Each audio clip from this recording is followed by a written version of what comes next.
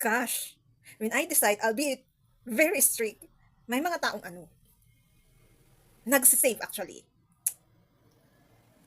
Umagang-umaga ko ginawa yung latest na medyo fresh pa yung feelings nung sabihin mo ng emotional burst or sharing. Pero that's genuine and observation. Gosh, they really saves you. Pero did you deserve this saving na yan? For sure, these people, kasi I already given boundaries and limitations and 100 protection. So it means those people that comes. So parang yung binigyan ko ata ng boundaries and limitations is para mawawala yung spirit knows. Those people that I represent actually in saving you. Do you deserve that saving? OMG. Well, meron din namang isang sabi ko 'di ba, I can face naman yung the wrath. Kasi another bankruptcy na mangyayari. Ako mismo ang nag-confront noon. And well, knowing it, uy, kaya ko pala. Medyo may argument pero naging okay na rin. Pero of course, meron pa rin, of course, as a parent, may hurt. Kasi ilang beses din tumulong, naglabas, yung ganito, ganyan. Pero may confrontation din. Di, of course, sasabihin niyang naumay na siya, ganito, ganyan. That's how parents is. Pero at the end, no choice to accept. Di, lalo-lalo kung salat na tinatawag nila.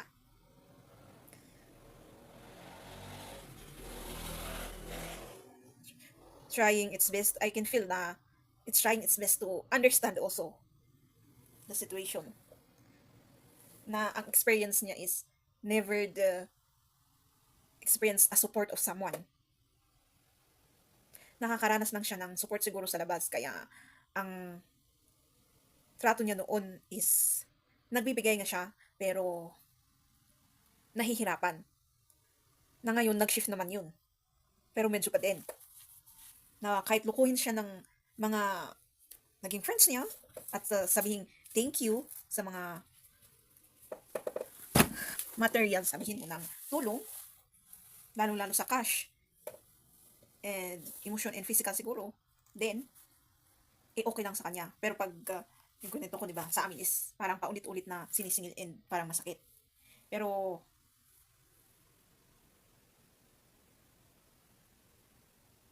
nawala naman na. Nawawala. In time, it heals na tinatawag nila. So, I'm talking about me and my mom and confront something also nung June 30 na to, June 30, 2026, kasi sinabi ko, di ba, parang may nagtap sa akin kung may nangyari sa kanya. When my sister is telling me, kasi may dysmenorrhea siya, dating masakit pero parang mas lumala. Something lang din yun. Something fishy doon. Pero siya is nag-undergo ng something medical. And hindi niya alam na basta issue, ano na lang yun sa amin. Yung story na yun. So, confidential na. And yung, basta kasi parang connected siya. So, minsan, dito ko na tanto na kahit binanggit ng tao, tapos biglang niyang binanggit, may connection. Kung paano mang hula din. Or tumingin ng messages. Sabihin ko na ngayon, content. Basta nag-undergo siya ng ng medical daw, tapos kinonfront siya, hindi mo alam na ma-opera ka, sabi nila. Tapos bigla niyang nasabi na about kidney niya, pero iba yung sinabi nilang part ng body na ma-opera. So, wow, may ganun pala yun. Yung ma-opera ka pero hindi mo alam, tapos rush na lang sasabihin. So, tapos anong connect nung sinasabi kong Parang may connection, and doon mo rin makikita yung message mismo. So, dumating na nag-check. Ewan ko ba kung bakit biglang sinabi nung nag-check sa pwesto is, kilala mo ba tong clinic na to na na pwedeng mag-donate ng kidney? Bakit yung kidney na yun? Tapos may clinic ba talagang ganun dito? Basta sinabi kong, di ba, adati, meron, I mean, ada is meron.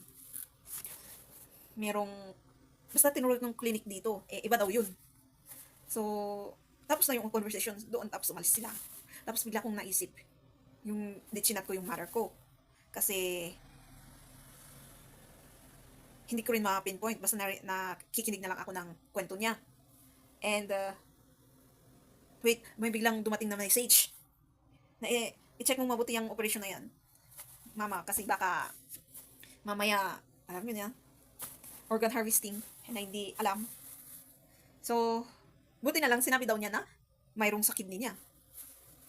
So, tapos doon na yung conversation. Kasi may inasikaso na ako. And, balik tayo sa kwento. So, yun mo makikita minsan yung message magkaibang sitwasyon, pero pag very vigilant ka and observant, and may hint na darating din na message sa utak, pwedeng relate. Kaya minsan, for sure, sa mga may asawa dyan, pag may gumagawa ng third party, for sure, ganun nila nararamdaman. Hindi lang sa biglang dumating sa utak. May mga message and kinukonek sila. Ayan. Promise. Nung pinost ko yung sabi kong, I'm smiling, di ba? Like deep to soul or spirit. And tinukoy ko din doon na hintayin natin at abangan natin yung bankruptcy na yan. Hala, bongga. OMG. Tingnan nyo nga kung gaano kayo sinisave ng kapwa nyo. Pero inaabuso nyo at sinasayang nyo. Ganon din tumingin ng message actually. If very vigilant ka.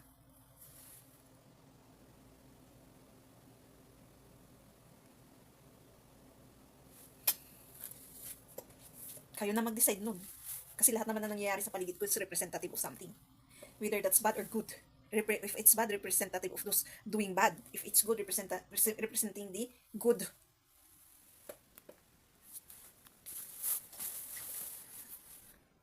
As I represent something also. OMG, these people. Nung sisimulan din natin, may observation din tayo sa sarili natin. Nung sisimulan din natin na panghawakan yung hate na yun, para mas lalong lumakas yung boundaries and limitations, parang, huwag naman, yun din yung isang message. Huwag naman masyado. Natatawa ako. Na parang kasali naman sila. Metro din, sabihin mo na. Kasi, all people naman to. Pag naman ganyan, hindi naman lahat, parang gano'n. Nawawala tuloy yung ano na, oo nga naman. Nung dumating yung message na yun, ay oo nga naman self, hindi naman lahat. Gosh, gumababa ulit yung guard. Yun na pinakainisan ko.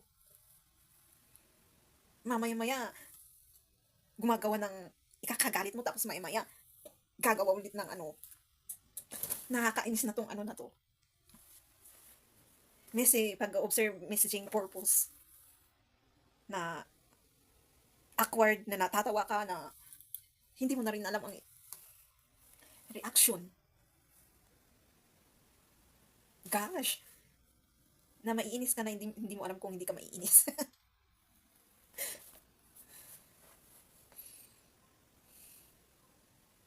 Napaka-weird. Yan ang emotional knowledge and telepathy na tinatawag nila. Na subconsciously,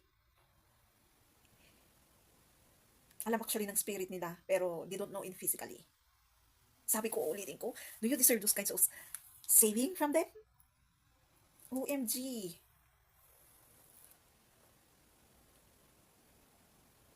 Like, representing something na, kunwari, ako yung creator, nagalit ako. Pero may mga dumating na to suppress that anger.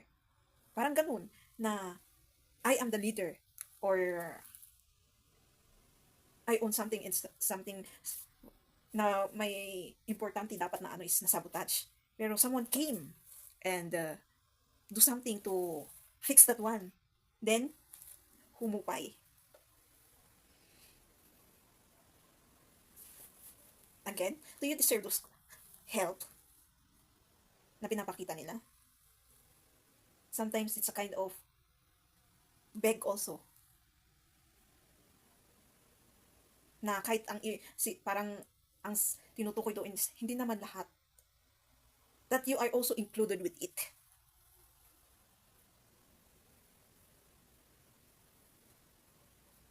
Na again, bumabalik yung nakikita mo yung still goodness sa isang tao. Kahit may mabibigat na maling ginawa. Bumabalik ulit yung knowing na yun at feeling.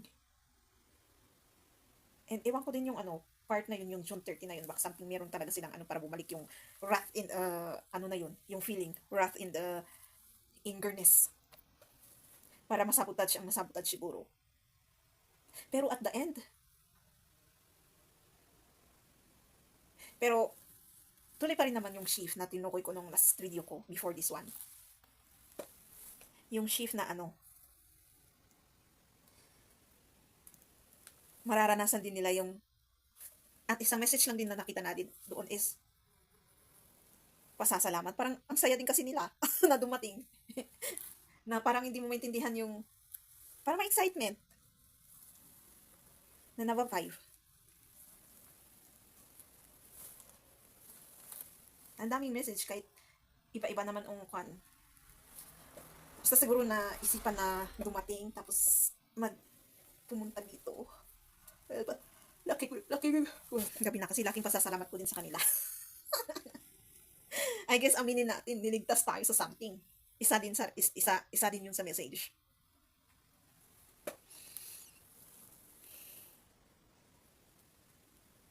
Every time.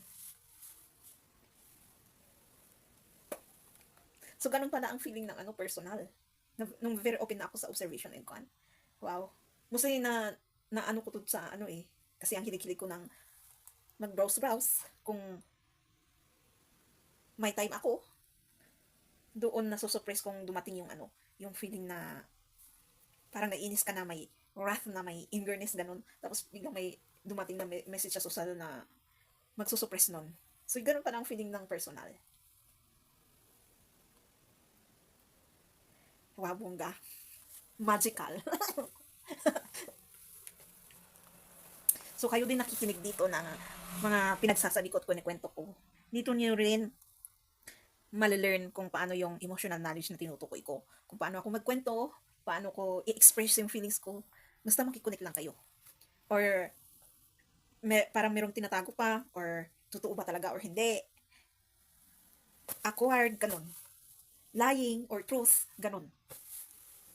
Kasi minsan, may mga nakikita akong post and may mga comments na pag naman magsalita kayo, dapat magbigay naman kayo ng resibo.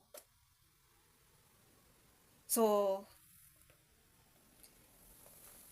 sometimes, hindi talaga develop yung ating emotional knowledge. Kaya, ganun na humihingi tayo ng resibo.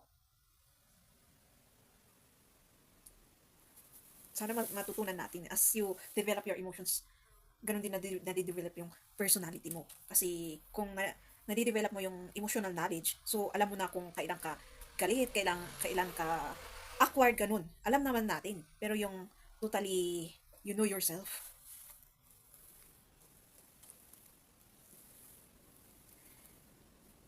Gosh, yun yung message ngayon. Do you deserve the savings that they are doing to you? MG.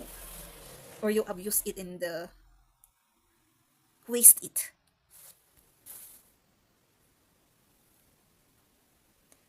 Will Spirit knows naman. Hope they will realize it. Pero totoo pa din yung sinabi kong, if I declared bankruptcy and makukros na ako, good luck sa kanila. Yung the other party, not what I represent. Now that it's okay, I already represent the balanced people. They are starting to give change to themselves. Learning. And welcoming changes or new things. I don't already represent those toxic or malignant or covert narcissists. Kasi nagawa na nga natin yung correction on spiritual. So ano na yan, re-reflect na siya sa physical materialistic world or physical world.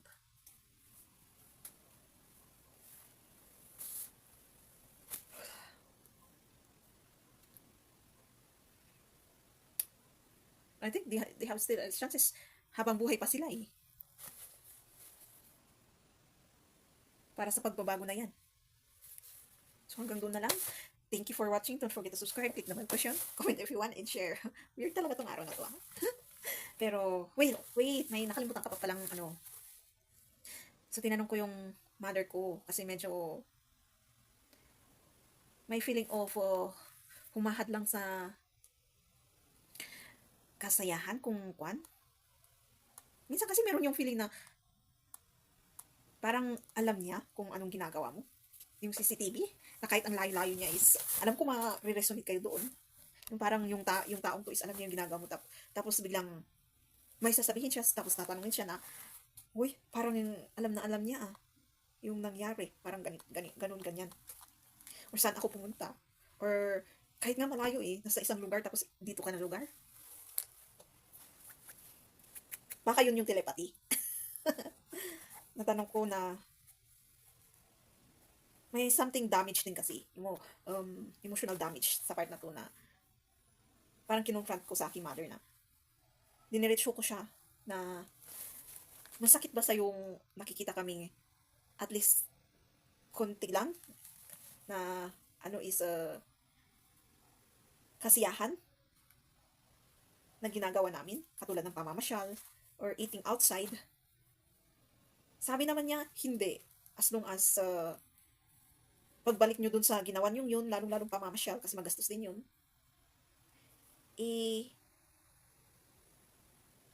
may tira pa, nagagastusin kung may mangyari. Tama naman siya as an parent talaga. Tama din naman pag nagbabudget ka. Namimiss natin yun. So, tamang sitwasyon and advice din. So, na-clarify na rin yun at gumaan.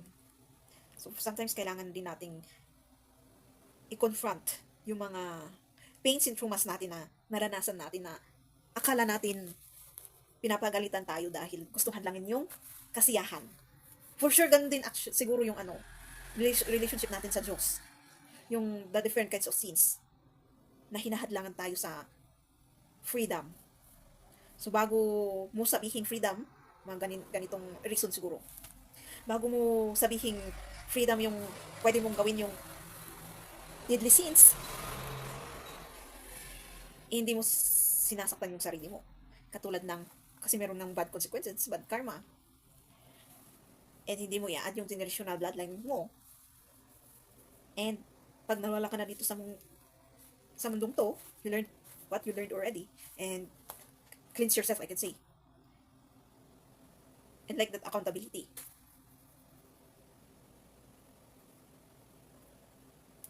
Wow. Oo nga naman kung common sensely. Tama nga naman. Actually, hindi tayo kinokontrol. Tayo ang may feeling na kinokontrol tayo. Nakasalamuhan na ako ng ganun Yung concern, akala nila control. Yung iko-correct mo, well, seems familiar lang din sa sarili. Pero, sometimes kasi yung before kanila i-correct or i-motivate is clarify muna kasi nila kung yung something na nasa isip nila. Kasi sa amin, na very observant and vigilant, hindi sa pagmayabang, is alam na po namin kung nagkamali kami doon or hindi. And yung marunong mag-accountability na rin. Advance na tinatawag nila. So, sorry to say kaya alam namin na kung yung advice mo na yun is may intention, talagang may gusto lang sirain, or genuine, lalong-lalo kung yung control na yan, to you just do that one to control, Lalo-lalo nga kung nag-shift yung personality. Yung dati is parang katulad ng hindi mo kayang ipaglaban yung sarili mo tapos biglang kinaya mo. Kaya na na control po yung kwan at parang gustong patahimikin ka. Kasi yung dumadating na advice sa kanila is para kang kinukontrol, sinusuppress na magsalita. Yun pala, yun din ang feeling nila. Weird Yung dahil nag-shift ka na ng personality, yung kaya mo ng kwan. Kasi for sure, baka yung karanasan nila is, yung mga loud people is, with the other part is, maybe ganun lang din sila. Na misunderstood nila na, gusto mo lang naman ng sarili mo. I-burst yung karapatan mo. Lalo-lalo siguro kung may mistake silang ginawa sa'yo. Yun ang pagkakamali ng iba. Na hindi nila nare-realize na kaya hindi sila nakakawala. Kasi accountability actually ang para makawala.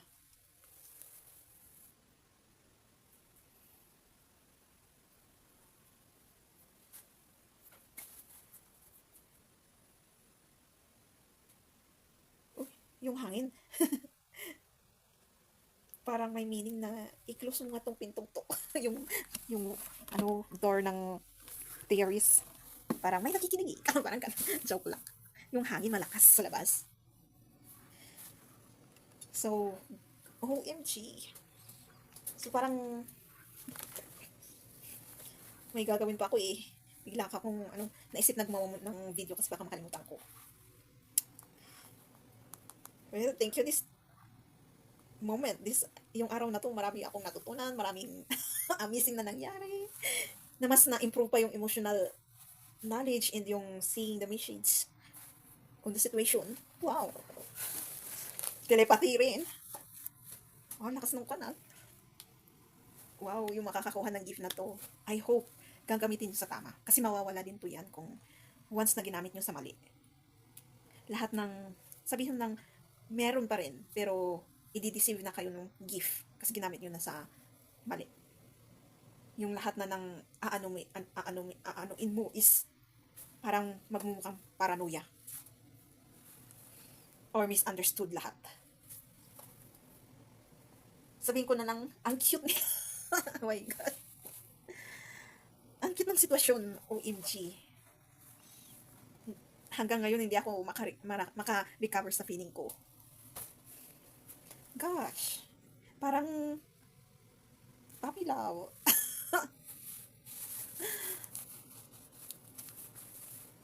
Na hanggang ngayon is na-amaze ako. So, ito yung gusto nilang gift. Okay. Tapos yun yung ginagamit nila sa mga nagpapabasa. Oh. So, for sure, may na naman dyan. Then, gagawa na naman ng kalukuhan. Then, maglilid na naman tayo ng another, actually, yung nangyari sa akin na yun, yung, naglabas ako ng emotional kwan. Tower moment. Sabi kong nag-advance yung, disgust. Pero parang nag-advance din yung kasi na-suppressed. Parang bumalik ulit sa feelings na there's still beautiful days, don't give up, parang gano'n. Yung may pag-asa. Napunta tayo sa wala ng pag-asa, tapos biglang may pag-asa na.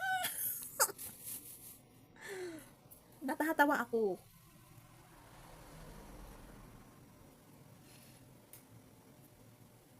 Alam ko yung reaction ko ngayon, yung pinapakita ko kung ano sasabi ko, awkward din sa mga manunood at makikinig dito. So, ayan pa, magpapaalam ulit ako. See you again in my next videos.